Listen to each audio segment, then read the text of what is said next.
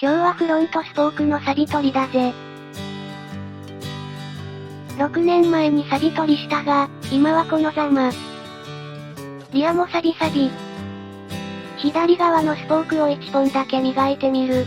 左側全体を紙やすりで磨いたが、時間がかかりすぎる。錆はすでにスポークに点錆として食い込んでる。とりあえず右だけ磨いたが、左側もやらねば、左も右側同等の錆具合だ。右側はブレーキディスクが邪魔で磨けない。ちなみにこのディスクとキャリパーは VFR400 の中古品だ。とりあえず、フロントを外そう。話はそれからだ。アクスルシャフトは50クラスよりだいぶ太い、17M のソケットだ。なんか、手作り感のあるスペーサーがついてる。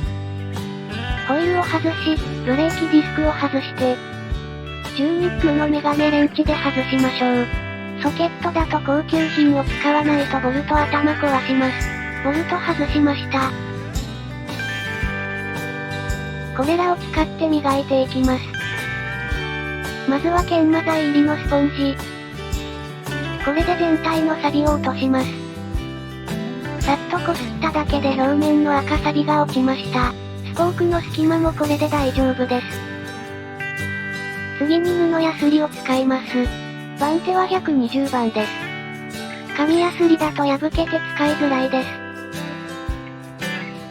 布やすりでさっと磨きましたのず。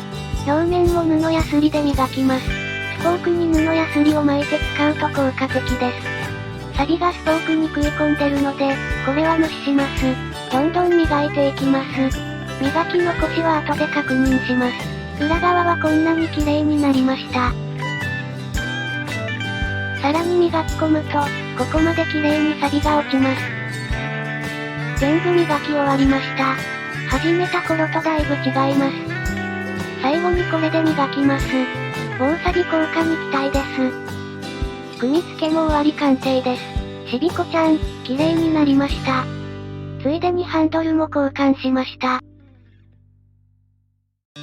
今までのハンドルはなんか曲がってたんです。曲がりを直す間、なんちゃってセパハンしようです。セパハンになって警察に止められたらどうしよう。それでは今回はこれでおしまい。ソーロング。